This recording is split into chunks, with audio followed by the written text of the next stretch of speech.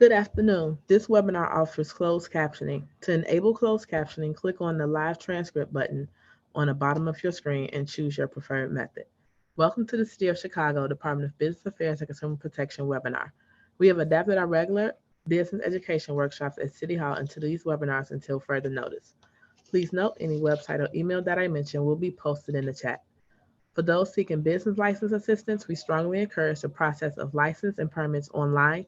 Business license can be applied for or renewed online at chicagobusinessdirect.org, or you can call 312-74-GO-BIZ. If you are a part of the BACP Entrepreneur Certificate Program, you can get credit for joining this webinar by sending an email to bacpoutreach@cityofchicago.org. To learn more about this program, visit chicago.gov/business education. Also, this webinar is being recorded and will be available at youtube.com/Chicago BACP. We like to encourage all of our attendees to ask questions. Please use the chat box and send your questions. There will be a Q&A session at the end of this presentation. Please note that the views, information, and opinions expressed during this webinar are solely those of the presenter and does not necessarily represent the official policies or position of the Department of Business Affairs and Consumer Protection or the City of Chicago. This webinar is entitled Avoid the Top Business and Consumer Scams, presented by the Better Business Bureau Agency. At this time, I will now turn this webinar over to Thomas for us to begin. Stella, thank you so much. BACP, Business Affairs Consumer Protection, is a great partner of ours, and we absolutely love working with this agency and other city agencies. Another great partner of ours is the FTC, the Federal Trade Commission, and we're happy to have Bill Hutter with us. Bill, you are an attorney with the Federal Trade Commission. That is correct. I've been an attorney with the Federal Trade Commission's Midwest Region office. So we are based right here in Chicago for over 20 years now. So we've partnered a lot with the Better Business Bureau and the CAPC, and we're happy to do so here. And Bill has also teamed with us in the past about doing cybersecurity webinars for businesses and consumers. So we're going to get a lot of information out to you today. We urge you to pull out a pad and a paper because we're going to move kind of quickly, but we're going to get over some great material. I'm Tom Johnson, Vice President of Public and Board Relations with the BBB, and I see all of these scams come in all the time. We do a lot of press, just like the FTC does, to try to inform consumers and also protect them. Stop this before something bad happens and you lose money or identity. And I do want to say that this is part of National Consumer Protection Week, and we're thrilled to be with you. So we want to start rolling some slides. Get ready, sharpen that pencil, and Bill and I will be happy to give you lots of good information. So if we could start rolling some slides, please. I am Tom Johnson. Here's my contact number. If anybody needs to get a hold of me regarding anything that we discussed today, the BBB, we're here as a part of the BBB Educational Foundation, which provides speakers and gives college scholarships. So we're thrilled to be with you today. And we can keep on rolling, Stella. So the BBB started way back in 1912. That's 4 years after the FBI and only a couple of years before the FTC. So Bill Hutter and the FTC and we started at virtually the same time. So it's great that we've been visionary partners ever since. Our main mission is to create a marketplace where buyers and sellers can trust each other. And also we want to protect consumers. I also want to emphasize that we are a nonprofit, and we can roll right to the next slide, please. We serve consumers, businesses, buyers trusting sellers, and sellers trusting buyers. And now we'll get into the meat of some of our subject today. Frauds and scams, they're mundane, they're old-fashioned, but Bill, I think you'll agree with me, a lot of these old-fashioned scams keep finding the technology to make them trickier, more deceptive, and especially using the internet. What are you seeing from your vantage point? We're absolutely seeing that. I mean, certainly the scams that we've seen 20 years ago have evolved. And certainly technology has played a big role in that. And certainly The internet also plays a very big role in that. As people do more and more online, obviously that's where the scams go. And I think people have to be more and more cautious the more that time that they do spend online, because there are those scam artists out there that are lurking. But that, although we do have to be vigilant online, we should not put our guard down for the traditional, typical, old-fashioned type of scams, because they still exist and they're still out there. And although they may not be as prevalent, or you may not see them as regularly, you still have to be on guard that those are still out there. And one of the things that we also see a lot are notices. You've got an emergency notice from your bank. The problem is you get these emergency notices from a lot of banks that you don't even do business with. So you have to be very careful of those type of emergencies. We've received a problem with your Amazon account. By the way, spoiler alert, Amazon is the most impersonated company according to all of our statistics. Anyone can become a victim. This slide says the purpose is to steal your money. That's true, but they're also happy to get as much personal information and your identity as possible too. We'll explain what this does for them as we go along. We can jump to the next slide, and we are talking the top 10 scams of 2021. We're talking the top 10 in Northern Illinois, the top third of the state of Illinois. So these are the ones reported to the BBB most often, which will coincide a lot with the FTC. Number one, for second year in a row, fake websites, online purchase. Bill's already alluded to this, and I just want to add the number one item year after year of the past years, especially with the pandemic, has been fake pets online. And I just want to take a moment to say, it only takes a scammer a short amount of time to steal puppy, kitten photos, all types of different animals, and put them online. And next thing you know, you're getting emails from these people, or they're taking out social media ads in some cases, and you could get hooked right into those. Bill, I know you're seeing this as well. Yeah, no, we definitely are. And it's very easy for somebody to set up a scam website, a copycat website even, of a legitimate website, to make it appear to be legitimate. And unfortunately, as a consumer who's visiting these websites, they may not know how to recognize what is a legitimate website and what is not. And of course, as soon as you enter your credit card or identifying information, that information is gone. And whatever you're there to purchase, you're certainly not going to be receiving. I find it interesting, Tom, that you mentioned pets. I think one of the things that we've seen, particularly during the pandemic, and certainly the pandemic has changed the trends that we've seen in terms of consumer complaints. But one of the big online purchase scam areas that we've seen has been for personal protective equipment and masks and things related to the pandemic.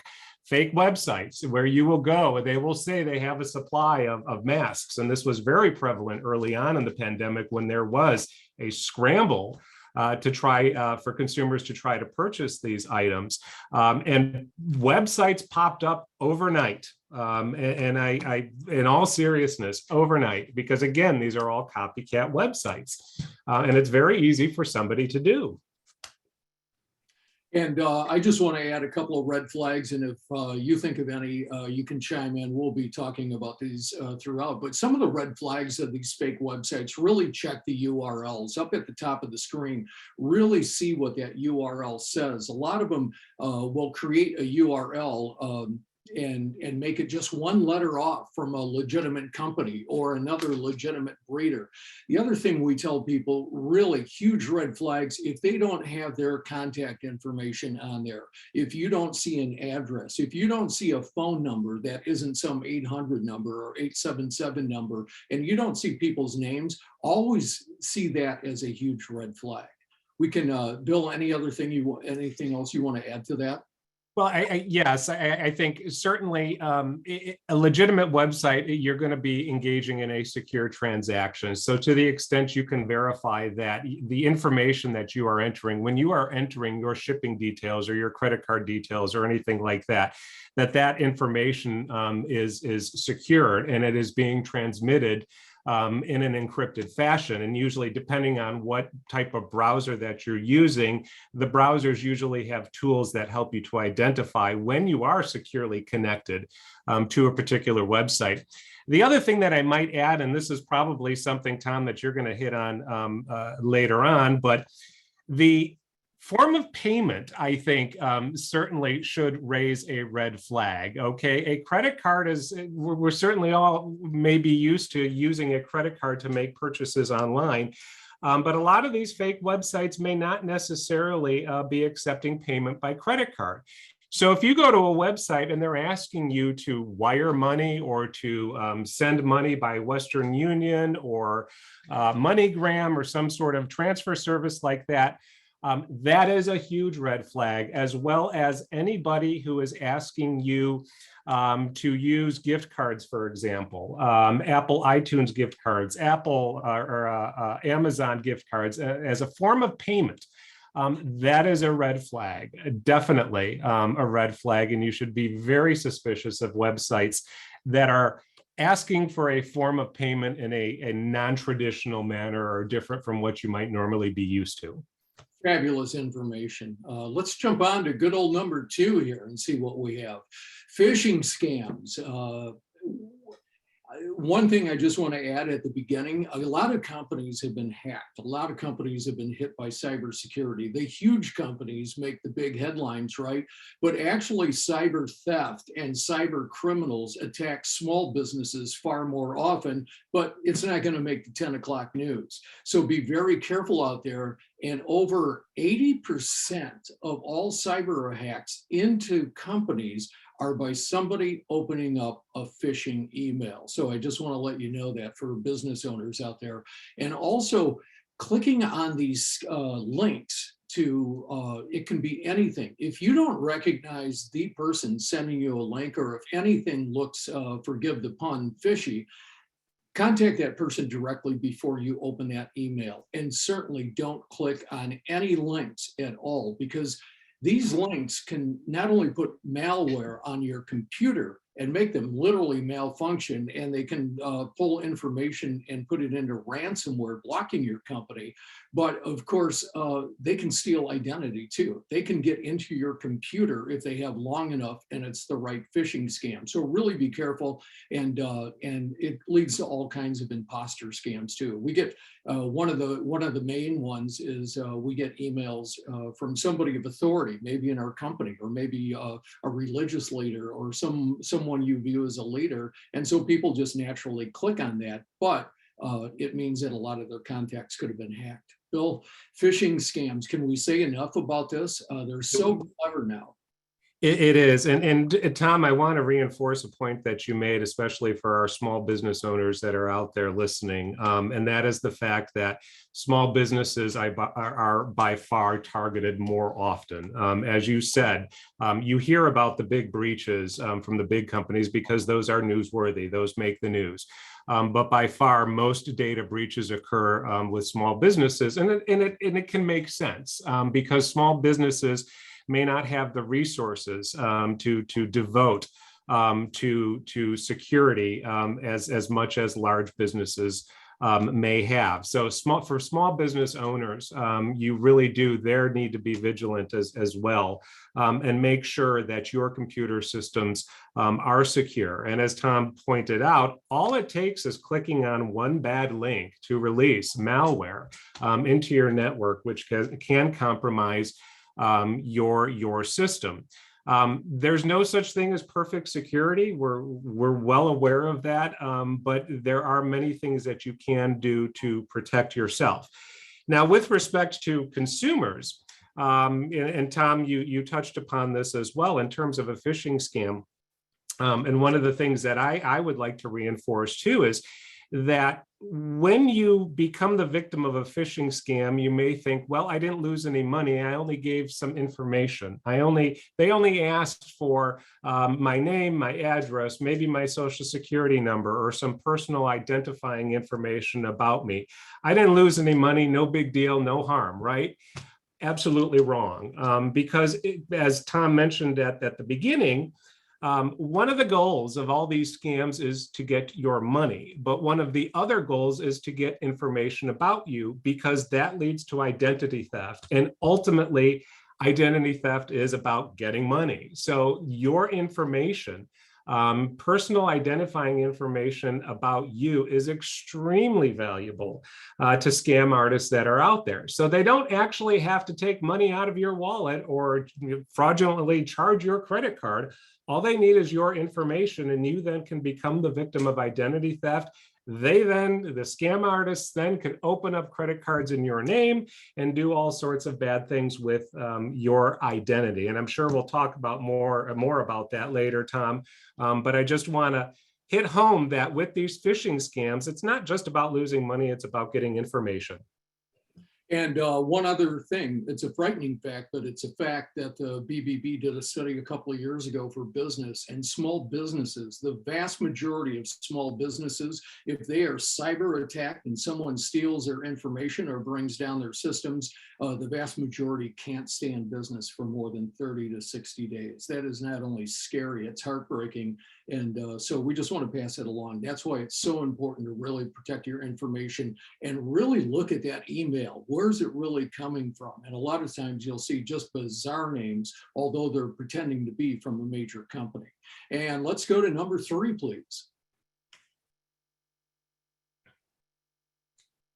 Employment scams. Bill, I'm going to let you take the lead on this, and I'll finish up with any thoughts. This is so big year after year. This has always been big year after year, but I also think this has grown even more during the pandemic as people are home and they may be looking for alternative employment or employment opportunities, period.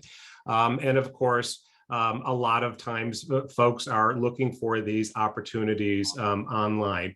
So employment scams can really range from visiting a nefarious website, a bad website, which kind of bleeds into a phishing scam. They may be looking for information under the guise of, well, we're going to show you jobs that are available in your area, or things of that nature. But it can also be things like work from home scams. We'll pay you to work from home. All you need to do is stuff envelopes, and we'll pay you per envelope. Or we will pay you to be a secret shopper at websites. Employment opportunities kind of like that.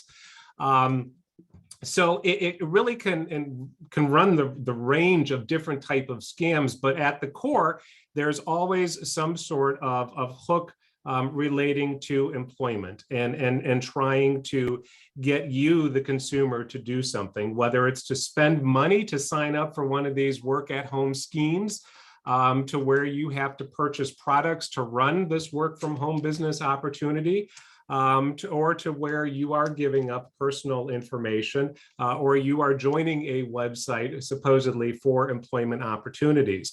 It could also be the purchase of books or help to assist you with training or job preparation, skills development, things of that nature as well. And these could be from outfits that are completely bogus. And have no training opportunities there for you, are not accredited, for example, if the area requires some sort of accreditation.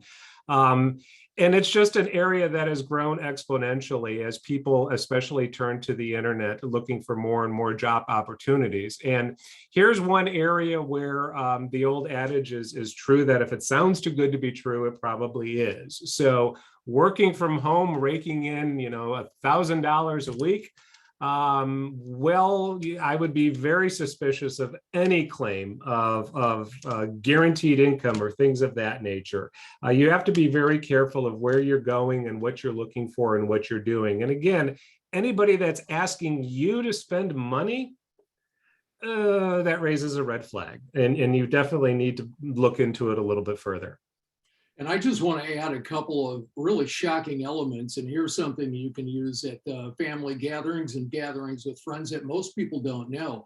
A lot of these job scams, they'll say, hey, we'll hire you for X amount of dollars a week. Let's just say it's $2,000 a week. So You get hired, and the first week your check is $6,000, and you'll get a call from the company, being the scammer in this case, or an email saying, hey, we made a big mistake, we're so sorry, you're supposed to make this, we overpaid you, go ahead and put it in your bank account, but then can you wire us back the difference?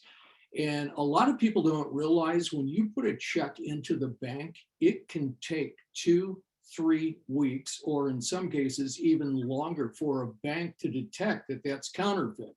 However, banks by law have to make those funds available to your account. So say you get that $6,000 check, you put it in the bank, you look 3 days later, the check's cleared, you feel like everything's done. It's not. It can show up as a counterfeit weeks and weeks later, and you're out of the money. So be careful of that one. And just one that crossed my mind also that we see, and this is an example of an evolving scam.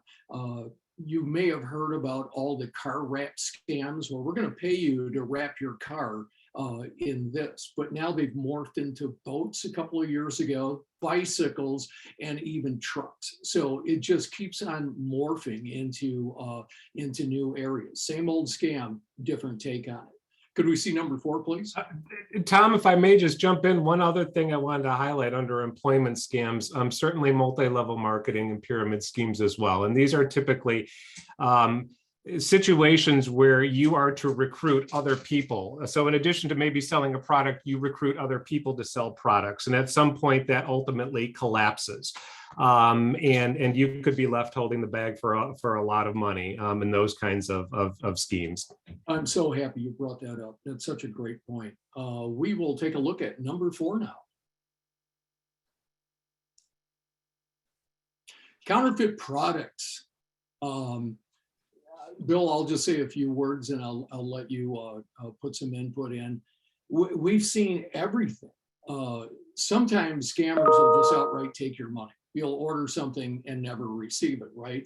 But sometimes they just ship counterfeit products. And the problem is the counterfeit products are tied in with the fake websites, right? So now they have all of your information. You get sent off knockoffs and, you know, some of the top things, clothing, electronics, shoes, purses, anything of high fashion and high value.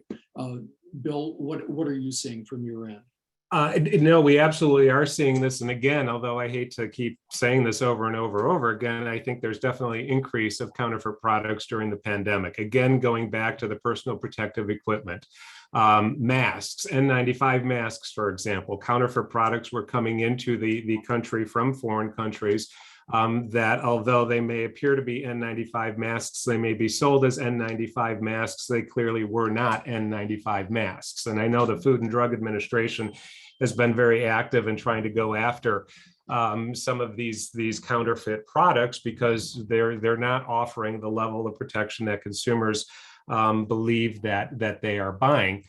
The other issue that I think we're seeing is counterfeit products can also be sold on legitimate websites. Amazon, for example, you can purchase products through third parties. And although the products appear on Amazon, the product that you're actually receiving is from a third party seller. And I know there have been issues with counterfeit products being delivered to consumers that way. And in many instances, depending on the type of product, these could be very dangerous products. One example that comes to mind is chargers for cell phones. Counterfeit cell phone chargers certainly may not have the UL approval on them, or they may not meet the standards of the legitimate manufacturer of these products. And you could be plugging in these chargers and they could actually be a fire hazard in your home. And in fact, fires have broken out as a result of faulty or counterfeit cell phone chargers.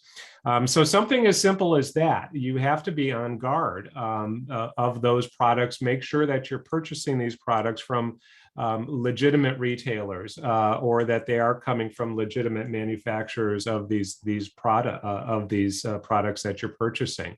But yes, again, counterfeit products has increased in terms of the number of complaints because of the pandemic. Primarily in that area, a lot of the personal protective equipment that we've seen is not what it is advertised to be. And that's why we take some of these so seriously, especially in the business world, because some of this stuff can be outright dangerous. But the other point that I really want to reinforce is when people sell you counterfeit products, they're actually taking away from good merchants. And that's just the double whammy about these type of items. Let's go to number 5, please. Fake invoices and supplier bills. Wow. Bill, I'll let you lead on this. This still happens, and this can target both consumers and businesses alike. And typically what this type of scam entails is a fake invoice that is sent to your business or to your home for the purchase of a product. Now, in some instances, in scams that I've seen, you will have a company that actually sends out a product, and they then send you an invoice for that product as if somebody within your organization has actually ordered the product. You may receive a legitimate product, maybe it is a useful product or not, but the invoice that you're being billed for is grossly overpriced for what you actually purchased. And if you dig deep down, you may not have actually, nobody may have actually authorized the purchase of this product. So this is just simply an unsolicited invoice or product that is sent to your organization. When it comes to consumers, these could be bills that may appear in your mail for the purchase of products or services, internet services, for example. Perhaps you're being billed by an internet service provider that you never signed up for or you never agreed to their services. And they will use you may call, you may dispute the charge. They're going to use every tactic in the book to say, oh, no, you did sign up for this and you need to pay for this. We'll cancel you, but you have to pay for the month of service that you actually had this. The goal there is just to get you to pay at least once. And again, it's all about just trying to get your money. It does not have to be a lot of money from you as an individual consumer, but collectively, if they're targeting hundreds or thousands of consumers, it ends up being a lot of money. So both as a small business owner and as a consumer, if you're getting invoices for products that you did not purchase or you did not authorize, or you're getting products that are simply showing up on your doorstep, do not pay those bills. Definitely look into that further and dispute all of those charges. Even threats that companies may use to report you or to turn you over to a debt collector for unpaid bills, those are usually unfounded threats. But again, you do need to look into it and to take it seriously. And one of the things that we've seen quite a bit is smaller invoices, a lot of times for advertising. So it goes into an accounting department and says, hey, you owe us $212 for this yellow page ad or whatever it might be. And often, people would be inclined to pay a small bill, but you do this a couple 100,000 times and send them all over the country. And now you're talking some money. So be very careful. The best thing to do is pick up the phone. We used to say walk down the hallway, but a lot of us are still remote, but just pick up the phone and directly call your head of accounting or your head of advertising and make sure before you pay any of these, because not only are you giving them money, but you could be giving them significant company or personal information to go ahead and pay this bill. So let's take a look at number 6. And that still goes on today, fake invoices. Identity theft, we talked about this. It literally touches all corners of almost everything that we're talking about. Since it is National Consumer Protection Week, I just want to remind you, and the FTC has the lead on this in the United States of America, is checking your annual credit report. It's vital. It's vital that you check your credit report. You can do it with 3 agencies, and you can do it once a year. And Bill, you were just telling me the other day, right now you can even do it more often. You want to talk about free credit reports? Sure. Annualcreditreport.com. Obviously, that's where you're going to want to go to get your credit reports. And during the pandemic, the credit reporting agencies are allowing consumers a copy of their credit report free once a week. So you can certainly can and should monitor your credit reports regularly. You have free access to these credit reports. Do yourself the favor and check those, because usually it's your credit report that is going to be the first indicator that you may be the victim of identity theft.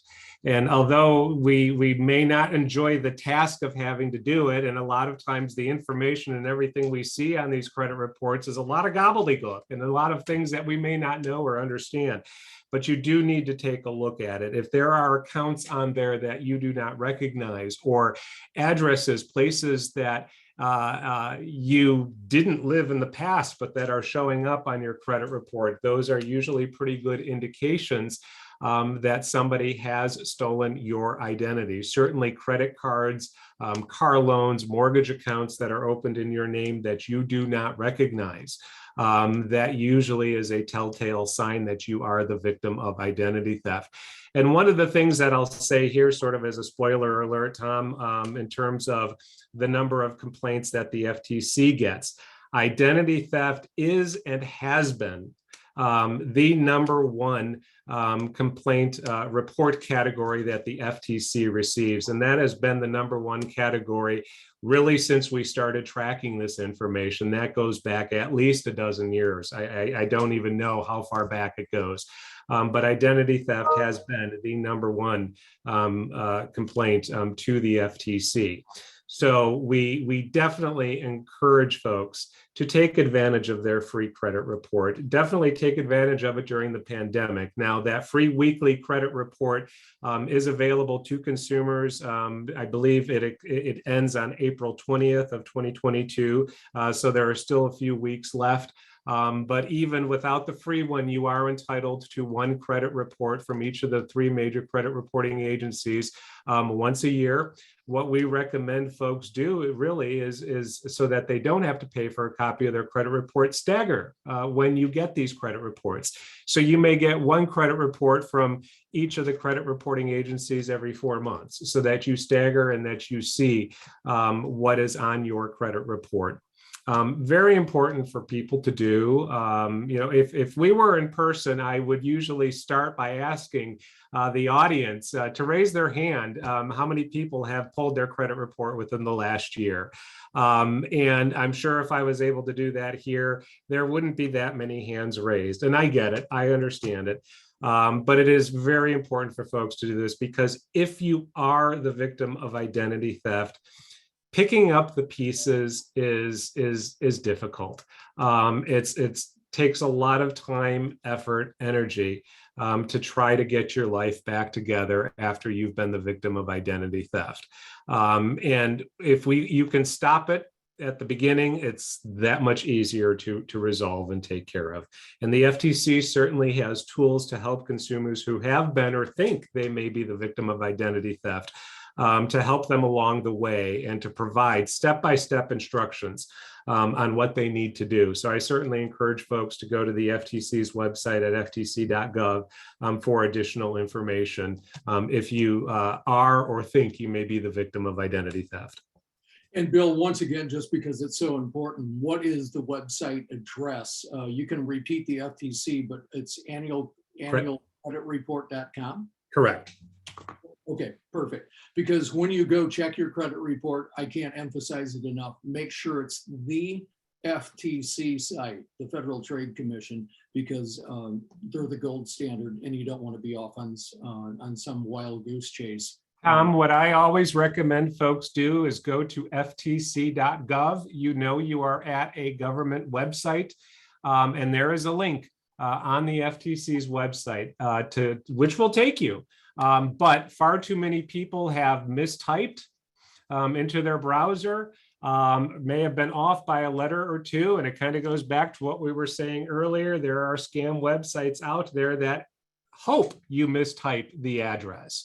So much easier to remember going to ftc.gov. So I certainly encourage folks to go there, and that will then link them to the website for getting their free credit reports, and it will be the correct link, and you don't have to worry about typing it in. Here's something a lot of people don't know as well, and it's a very powerful tool. Could you tell us about how every consumer out there has the right to freeze or unthaw their credit reports? Could you explain that? Sure.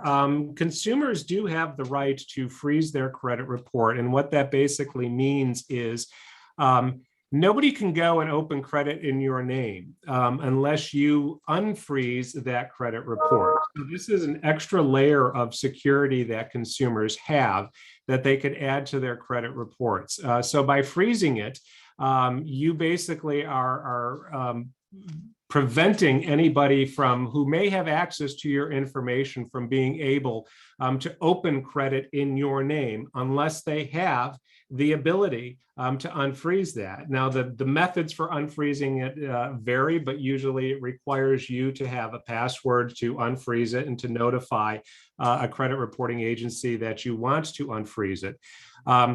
There really is no downside to freezing your credit report. The only downside really is maybe the inconvenience for when you as a consumer do want to go out and apply for credit.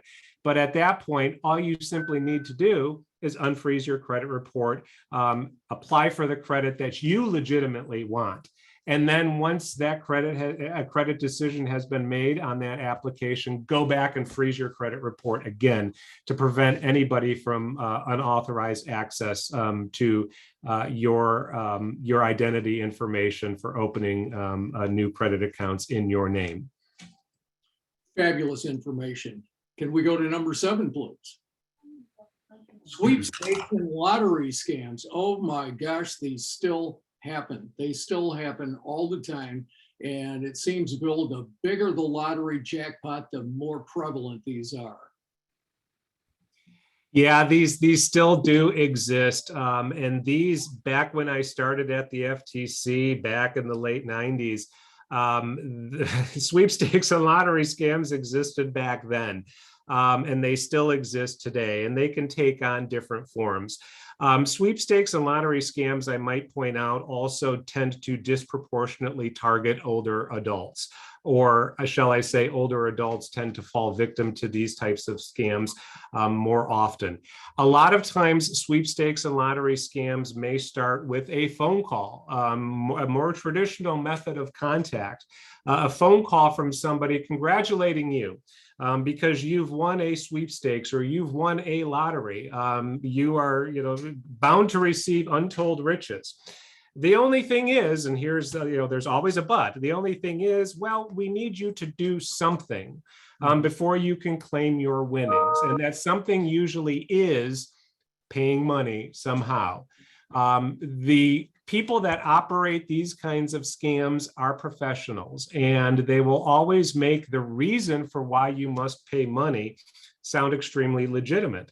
For example, you may have won a foreign lottery, the Canadian lottery, for example, but in order for you to claim your winnings, you have to pay an import duty or some sort of tax on that winning, whatever that is. I don't know what it is, but it sounds pretty darn good to me. It sounds pretty darn legitimate.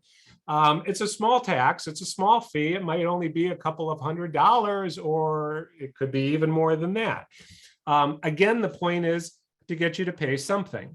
It does not have to be a lot of money. It could be a very small proportion, but it also goes back to what I said earlier, is an individual consumer may not lose a huge sum of money to a particular scam, but multiply that by the number of people that are being targeted and the number of people that may be falling victim to this. And then it becomes a much larger scam. The other sort of twist on sweepstakes and lottery scams may be you just get a check in the mail. That supposedly is your winnings for some sweepstakes or lottery that you supposedly entered that you know nothing about. And this goes back to what Tom said earlier about fake checks. You may take this check to your bank. You may deposit it. You may be getting a phone call from somebody or saying, oops, we sent you too much, or can you do this? Can you send some of that money back? We need you to pay this from the money we sent you. Well, it takes several days for that check to actually go through the banking system and clear. Although your bank may have provisionally provided you with access to those funds, that check has not actually cleared yet. And that is, in most instances, it's going to be a fake check. And before that check comes back through the banking system as a fake check, you have already sent the money, however, which way you've sent the money to a scam artist. They have long since disappeared. And guess what? If you deposited a fake check, the bank is going to take that check right out of the bank account that it was deposited into. So you are left having sent money to a scam artist. You've now lost that money. You may not be out any money with respect to the check, because that money is deducted, but you've already sent a fee or some portion of that money to a scam artist who is now long gone, and your chances of getting that back are slim to none.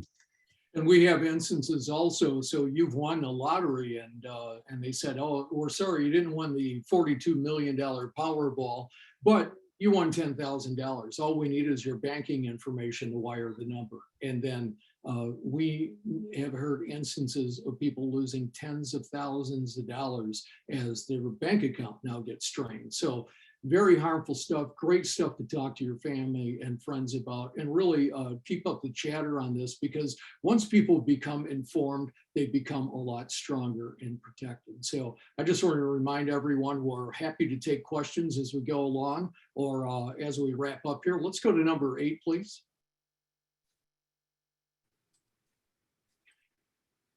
And along with sweepstakes and lottery scams, which are prevalent, we'll finish out the top 10, and then we'll just roll through a lot of these slides pretty quickly. And Bill, I want to get to your great FTC slides at the end and take questions.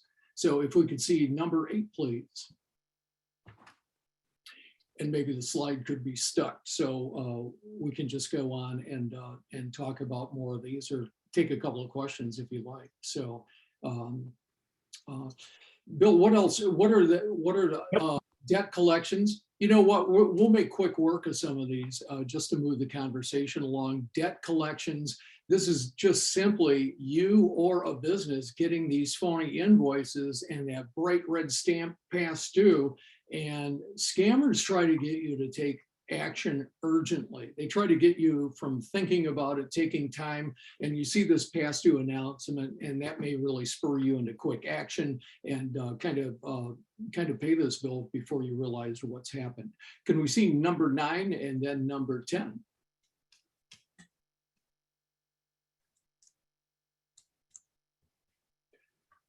And Bill, you see these debt collections too all the time, don't you? We do, and the one element which you certainly hit on is there's always a sense of urgency. Certainly, if you get a bill or a collection notice in the mail, that's going to send up an alarm like, oh my gosh, I didn't pay a bill, or I'm being turned over to collections for something.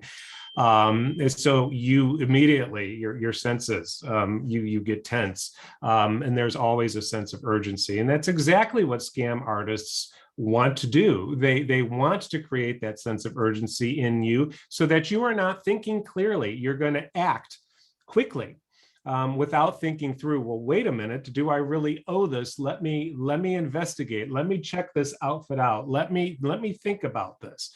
No, they want you to act immediately, because you're not going to be thinking as clearly as if you take a step back and let's look at this. Let's pause for a minute. Always pause. And let's talk about this. Let's think this through, if this is legitimate or not. And that's what we see a lot with utility scams too. They will literally call a business or a person and say, we're shutting off your power in 1 hour unless you wire us this money. Of course, it's not really the utility company. They don't do that kind of thing. Let's see if we can get good old number 9 and good old number 10 going here. Otherwise, we'll wrap up and just talk about some of the main things, again, that consumers can really do to protect themselves. One of the things that I really want to emphasize too is keep your applications up to date.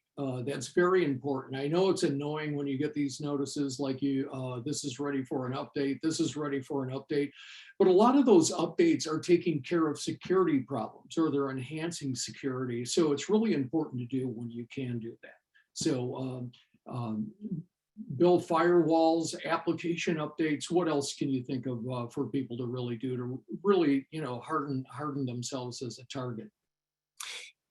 Be aware. I mean, I think the simplest advice really is to be aware. So yes, in terms of being online, you certainly have to keep your computer systems up to date. You have to install the patches and the constant updates. And again, as consumers, we're sometimes bogged down by the sheer number. We don't understand the technology, let alone the sheer number of updates and all those things that are occurring out there. But that is why your operating systems now make it much easier to automate the process. These updates, these patches are occurring in the background so that you don't have to do anything. Certainly make sure you've got it set up that way so that you are getting the latest updates and the latest patches. And it's not just with operating systems. It could be something, apps that you use on your phone. That need to be updated as well. So yes, you may be using a computer at home, but you also have, we all, carry around these things in our pocket, which are computers as well, that are certainly vulnerable. And think about the amount of personal information that you are carrying around on your cell phone, that you carry around in your pocket. All that information is vulnerable. Are you properly protected? Is your phone secured with a password or some sort of biometric to prevent unauthorized access? So a fingerprint or facial recognition or something like that. If anybody is able to open your phone without some sort of security measure, that is inviting trouble, because if you lose that phone, even though you may think you don't keep a lot of personal information on your phone, chances are you really do. You unknowingly do. Think about the people you may have in your contacts, your close relatives, your family members. You may have phone numbers, information about them simply in your contacts. That's valuable information. You may have, if you take the bus or the train to work or stuff like that, you may have information about your schedule, which routes you take, what time you go to work in the morning, things of that nature. That is all valuable information that you could potentially be carrying around in your pocket. So you definitely need to take the steps to secure that information on cell phones and other devices, as well as your personal home computers, or if you're a small business owner, your network systems, any interconnected computers that you may use at the office, even computers that may not be connected. Even if they're not connected to the internet, they still need to be up to date. There's still a security vulnerability if somebody can get access to those computers. So definitely automate the process to make it easier on yourself, but be aware of what's out there. And I just want to add a couple of more thoughts real quickly. If we can advance the slides to 9 and 10, that's great. If we can't, we'll just continue to talk about a few things that are really important. I talk to cybersecurity experts a lot. In fact, we have some at BBB, and the first thing I always, when I ask them about how to protect yourself, they are like, harden your passwords. Make passwords different when you can. Please try to do that. And certainly, one of the things, they have computer systems. Scammers have a lot of tools at their disposal, and they can run computer systems. And when you answer online surveys, when you go to most any of your social media, and you can find out what school you went to, maybe the first rock concert that you attended, what your nickname is, that type of thing. Don't use that information for your passwords, because they can run computer programs after they get in. And also, speaking of social media, be very, very careful about any social media pop-up ads, and also be very careful about who you're accepting into your network as friends. I know a lot of people a lot of times like to add as a lot of people, but if you don't know this person, if you have no idea who they are, or you need to do some checking, do that. Don't let them in your networks. And Bill, what can we say about social media? I mean, it's been a huge contributor to a lot of these things. Social networking websites have significantly contributed to this, because of the amount of information that we share on social media. You need to be very aware of what you are sharing, what you are posting, because again, here's a situation where you may think you're not sharing much information about something about yourself, but in fact, the information that you are sharing is very valuable. For example, you're on vacation and you're posting beautiful, wonderful pictures of the destination that you're at. You're posting pictures as they're happening. Well, you may think you're just sharing with your friends beautiful pictures of where you're vacationing, but what you're signaling to scam artists is you're not at home. You are not at home. So believe it or not, scam artists do troll social networking websites looking for that kind of information, which could result in an old-fashioned burglary, because they know, because of information you are sharing on social networking sites, that you are not at home. So that may be an extreme example, but it has in fact occurred where homes have been burglarized based on information that has been shared about somebody being on vacation. So you also need to be very aware of who you are sharing your information with. Yes, you may have a network of friends and you may think you're only sharing information with that network, but you do need to doubly check to make sure any information that you're sharing is only among your friends and not necessarily to anybody, a friend of a friend who may have access to that information. So scam artists do troll social media websites looking for those sorts of weaknesses or vulnerabilities. They may reach out to you pretending to be an old friend you may not vaguely remember, but you're interested in having more friends in your social network, so you accept them as a friend. You've just invited them into your social network. So even if you are careful about what you share within that network, you're now sharing it with a professional scam artist who is doing exactly that, trying to get into your inner circle. The other thing that I do want to point out here as a caution for parents is to be very aware about what children are sharing on social networking websites as well.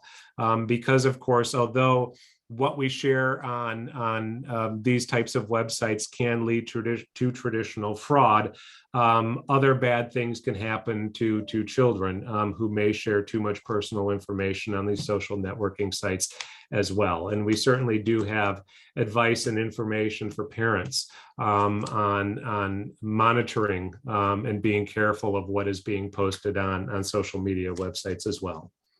And one thing to add is that people don't realize a lot of times the most scammed age groups. Bill, you want to take a shot at this? People think it's senior citizens that get scammed the most. What are your findings? No, in fact, it is just the opposite. And we see this trend over and over and over again. Younger people tend to lose money more often to fraud than older adults. I hate to say old people, but older adults. So although younger people may think they're more technologically savvy and they understand, and certainly they do understand technology and the internet better than older adults may understand it. Unfortunately, younger people are more frequently fall victim to scams, especially online. Now, the corollary to that, though, is when older people do fall victim to a scam, they do tend to lose more money. The median loss to older adults is much higher than with younger adults. So the age group, for example, one statistic that we have, the age group 20 to 29, 41% of the complaints that of the types of fraud complaints that the FTC has received, 41% of those complaints are from consumers, from adults within the age group of 20 to 29, reported an age group. Compare that to the age group of 70 to 79, that comprises just 18% of the number of fraud complaints that the FTC has received.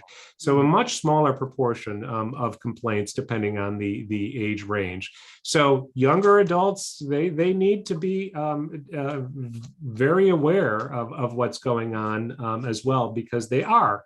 We see the trend. They're falling victim more and more often. And I'm sorry, I have a very small window here for the chat box, but I'm seeing a comment, and it's a great one.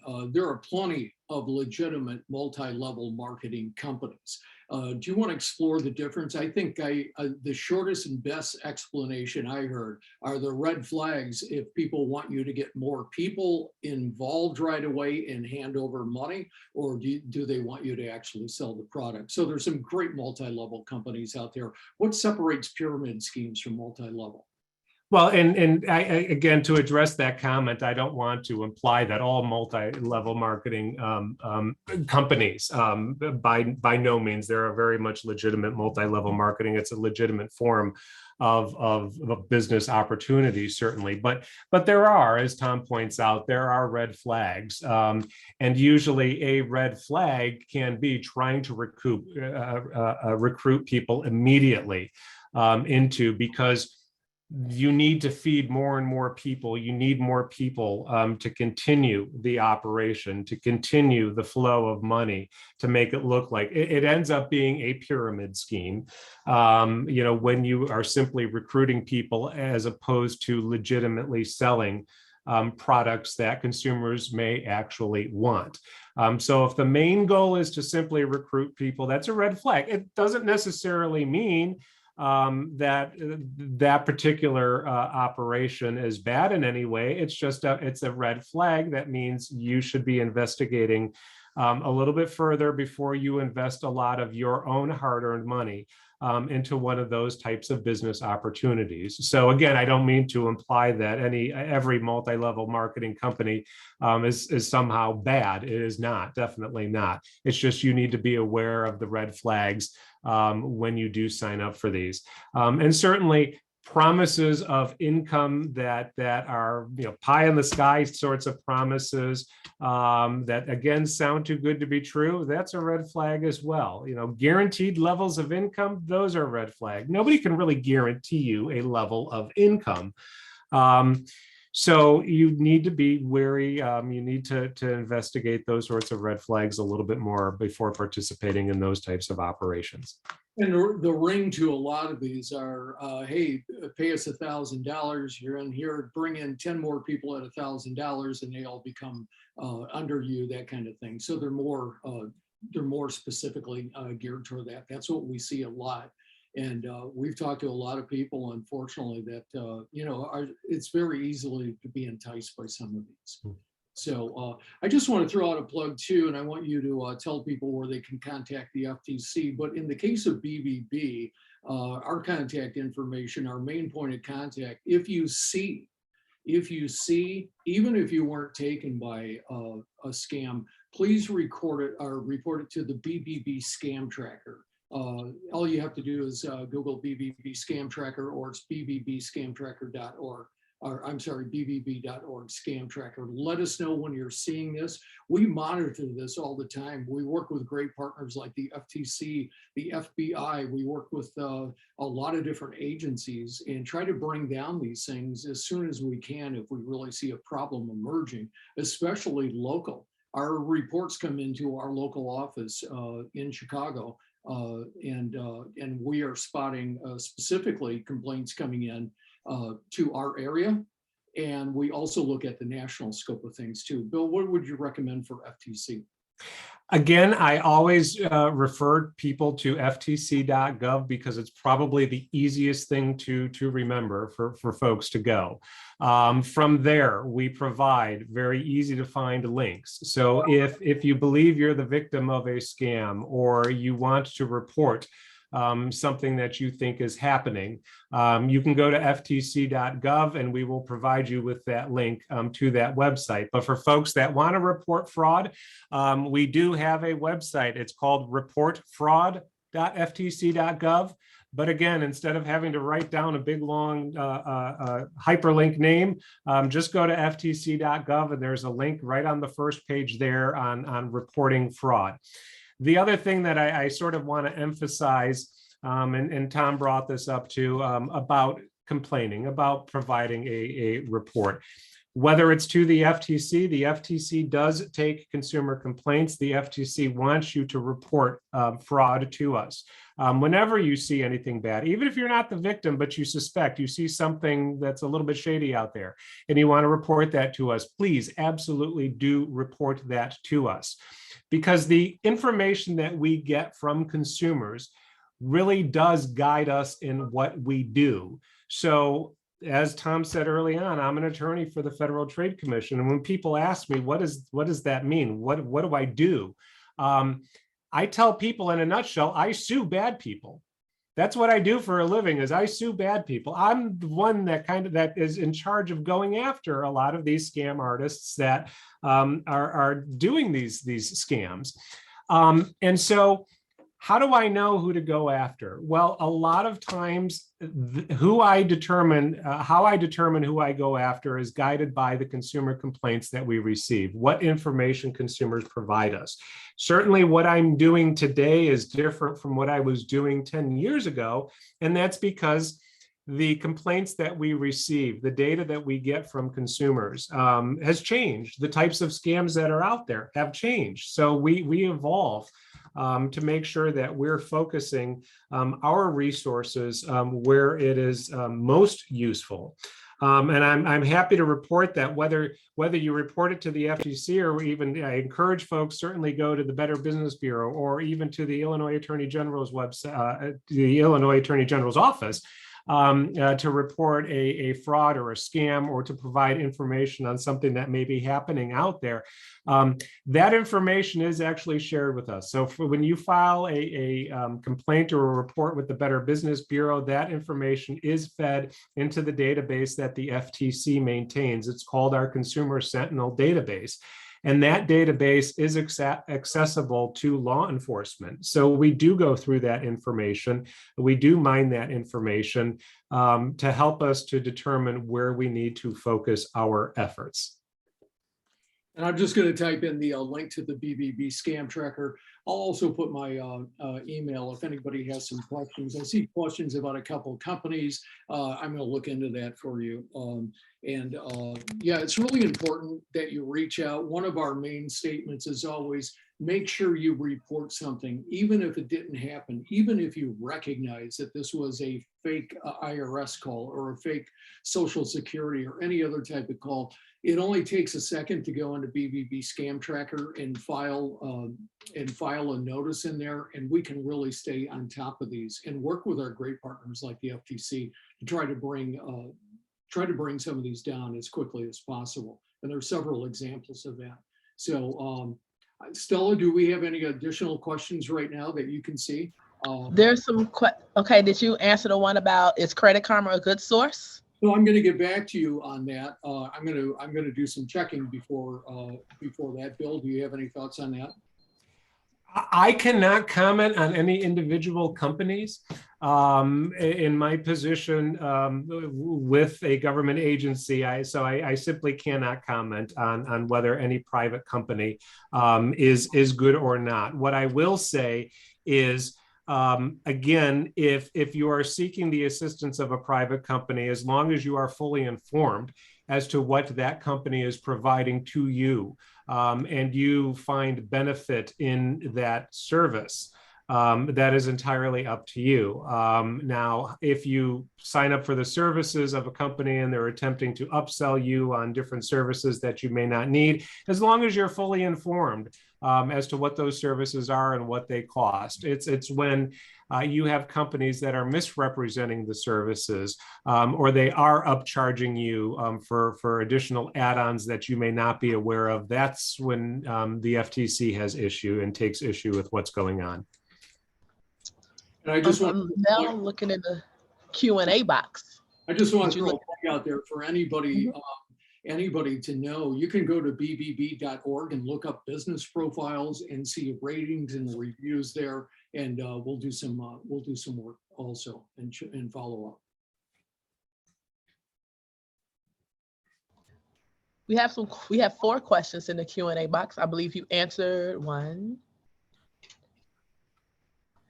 Is there a statute of limitations that restricts the time a consumer has to file a complaint with the FTC about business owners' fraudulent use of a customer's personal vehicle? Is there a statute of limitations? So is there a timeline to when you need to report? My sort of, without knowing the details of this particular situation, my response is going to be no. There's no time limit, and the reason I say that is because in order for the FTC to get involved, we are a government agency and we do bring actions on behalf of consumers as a whole.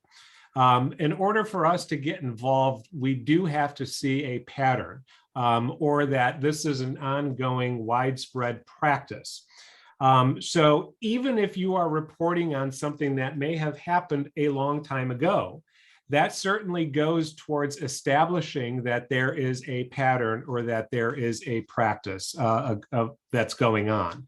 Now, the one thing I will say is, unlike the Better Business Bureau, the FTC cannot get involved and mediate certain complaints or disputes that you may have with a company. Those, from our perspective, would be considered private disputes, and we can't get involved in individual actions like that. But where we do get involved is, for example, if we're seeing a company that is repeatedly doing something that is wrong or that violates the laws that we enforce, then definitely we can get involved. But in an individual one-on-one situation, we cannot, the FTC cannot get involved in what we would consider to be a private dispute. But that doesn't mean you shouldn't report it to either the Better Business Bureau or us, because those individual complaints or those individual reports that you file certainly bolster and demonstrate to us when there is a pattern or there is a practice going on that's more widespread than what we would see on a case-by-case basis. I just threw in the chat box also, you can follow BBB on any social media at Chicago BBB. And I also want to emphasize for consumers out there, we just started a consumer newsletter that people can sign up for. It's absolutely free. It comes out once a month and it's got some incredible tips, and we'll also have information about some of the latest scams. So at Chicago BBB is our social handle. And also wanted to let you know, the BBB Scam Tracker is something that anybody can look at, and you can drill down on that map almost to your neighborhoods and see what kind of scams are being reported there. And it's really important in some cases, because we take a look at that and all of a sudden we see 20 pop-up scams in a neighborhood. Maybe it's storm chasers, which is a big problem too. You have big storms come through, and then you know, it gets really problematic with some of the people that show up or try to do your repair work. But really, you can dig into that too and see local scams. So we urge you to go take a look at the BBB Scam Tracker. I think you'll find it fascinating. It shows the scams throughout the country, or you can break it down. And Tom, if I may, I would like to cite at least a couple of statistics here, just to give people an idea of the scope of what we deal with or what's going on when we're talking about scams, when we're talking about fraud, because I think it's eye-opening when people look at some of the numbers that are out there. So to give you an idea, and this is based on data that the FTC collected during 2021. So this is the most recent data that the FTC has. The FTC received 5.7 million reports from consumers. So 5.7 million reports, that's a large number of reports. Now, those reports are different kinds of reports. I don't call them complaints, because they may not necessarily be a complaint. It may be reporting on something that a consumer believes to be occurring that shouldn't be occurring. So it may not necessarily be a complaint where somebody was scammed. Those are fraud complaints. Those are what we would call fraud reports. So of those 5.7 million reports that the FTC received in 2021, 2.8 million were fraud reports. So that is where a consumer reported a fraud. Now that may be, again, reporting that they are the victim of a fraud or that they believe a fraud is occurring and the consumer may not have necessarily been a victim. But 2.8 million fraud reports. Now these reports come in from all different sources. The Better Business Bureau is one of them. Many state attorney general's offices feed those reports into our database. But although, just to say 2.8 million fraud reports, that doesn't mean much to, the average person out there. Within those 2.8 million fraud reports, consumers reported having lost $5.9 billion, billion with a B. And the median loss per consumer was $500. So that number is staggering if you think about it. 2.8 million fraud reports and consumers reported having lost $5.9 billion. Now, if you look at last year's data compared to 2020, the numbers certainly have increased.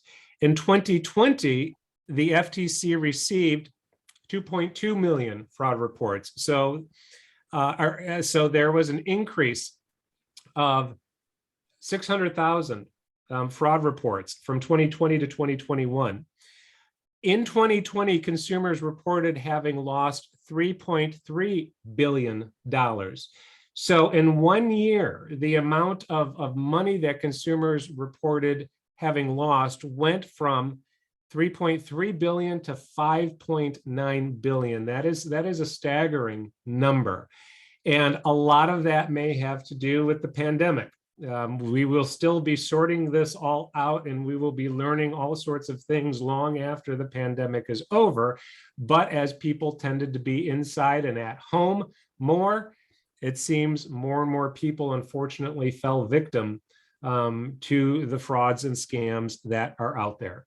And the median loss, so basically the average loss also increased from $311 in 2020 to $500 in 2021. So people are losing more money on average in 2021 than the year before.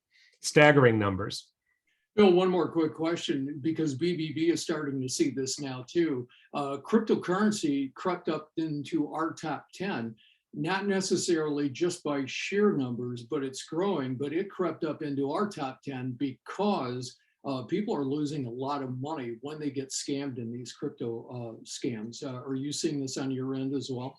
Definitely we are. So some of the statistics that we do track is payment method. So if you report a loss, we ask you to tell us if you care to tell us. Again, all the information you report is voluntary. But if you did lose money, what was the method, the payment method by which you lost money? Now, most frequently, the payment method is credit card, and that makes sense. That seems to make sense. But cryptocurrency certainly has crept up. It has made it into our, let's see, 1, 2, 3, 4, 5, 6. It is the 1, 2, 3, 4, the sixth, number 6 on our list in terms of payment method. But so it is not nearly as big as a credit card or a payment app, a PayPal or something like that.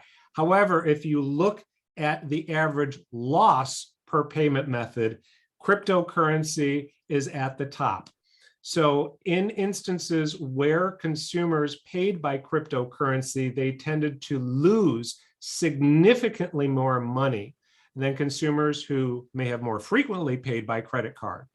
So some big dollar losses when it comes to cryptocurrency. Also in that same category are bank transfers. So consumers who did a wire transfer, for example, although the actual number of people who used that payment method may be low, the loss for that payment method is very high. So cryptocurrency, as more and more people begin to kind of understand and maybe get comfortable with what cryptocurrency is, a lot of people, myself included, just don't fully grasp it yet. But as people get more and more comfortable with it, certainly that is an area where scam artists are going to gravitate to, precisely because people don't fully understand it or fully understand how it works. And so they're going to exploit those weaknesses. And one other thing I might want to add, when you get something like cryptocurrency and you run into more difficult financial times, which people are experiencing, be very careful when you're contacted to invest in cryptocurrency. Run, do not walk to your trusted financial advisor or seek trusted help, one of the two. So Bill Hoder, I am so grateful for you for joining us today. And we can take another question or two if you have them on your list, Stella. And again, I'm Tom Johnson with the Better Business Bureau. We're thrilled to have you along today. And Bill, I'll leave you one last parting shot. During National Consumer Protection Week, which we like to celebrate 52 weeks out of the year, I would say go check that credit report today. Just get in the habit of that and see what's on there. I think you'll find it interesting. Any parting thoughts from you? Definitely, you definitely hit that one. I encourage folks, definitely, please do it today. Go online and do it today. It's relatively easy to do. And you can do it online if you have internet access, but there are ways to get a copy of your credit report if you do not have internet access. And at the FTC's website, we provide you with toll-free telephone numbers that you can call to get those copies of your credit report if you would prefer to have them mailed to you. I guess it kind of goes back to one parting tidbit, I guess I'd like to leave you with is what I said earlier. If something sounds too good to be true, it probably is. The chances that you won a big sweepstakes or a lottery that you never remember entering are slim to none. There again, it sounds too good to be true. That check that you've just received out of the blue in the mail for, whatever amount, that you're not quite sure what this is for, but let me go deposit it. Those should be sending up red flags right and left.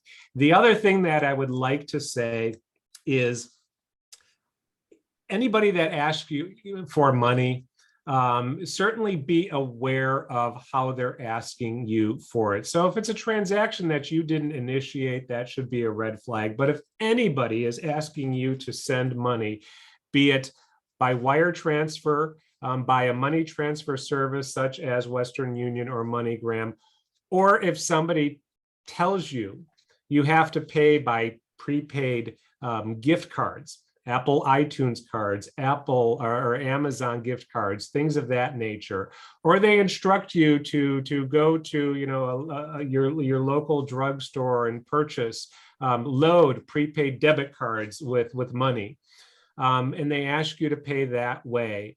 Don't do it. Take a step back, pause for a moment, and look at what you're being asked to do. Providing, if somebody tells you to use a prepaid gift card, for example, as soon as you provide that number to that person, that money is gone and you have no way of getting that money back. It is no different than if you were to throw cash in an envelope and throw it into a mailbox. You're never going to get that money back. Protect your personal information as well. I think that's a key thing. Be aware of who you are providing your information to. If somebody calls you out of the blue or sends you an email out of the blue, asking you for personal identifying information, don't provide it. Again, stop, take a step back, think about this for a moment, talk it over with somebody. Definitely talk it over to see, does this make sense? And chances are it probably does not make sense. It's just somebody fishing for information, trying to steal your identity. There are so many tidbits. And I think, as I told Tom when we were preparing for this, I could talk for hours about the things that I see and the things that I do. Unfortunately, we don't have hours. But hopefully we've been able to leave you all with some good information on how to protect yourself. And please, again, sign up for the BBB newsletter or follow us on social media at Chicago BBB. We monitor, we post, we're here live in Chicago. We have been, we're part of the community, we're part of the family, and we love interacting with everyone, including business affairs and consumer protection, one of the city's finest departments. Stella, I can't thank you enough for allowing us into your network to be able to speak about this. Commissioner Ken Meyer, thank you so much. We are huge fans of BACP as well as many other city departments, but BACP will always be our favorite. There are no more questions, just a lot of thank you. This was an outstanding webinar. Thanks for the information. Yeah, that's pretty much it. All of our attendees seem to be very pleased with today's webinar. And thank you for being willing to provide us with all of this important information. I know I was a little slow with the slides because I was writing down stuff from my own reference. But thank you again. This webinar will be available on YouTube at Chicago BACP. So you can go to youtube.com/Chicago BACP. If you are a part of the certificate program, you can send an email to bacpoutreach@cityofchicago.org. Again, to receive credit for today's webinar, send an email to bacpoutreach@cityofchicago.org. Thank you again to Bill and Thomas for your wonderful and informative presentation, and we'll see you again next time. Our pleasure. Bye. Thank you. Bye-bye, everybody.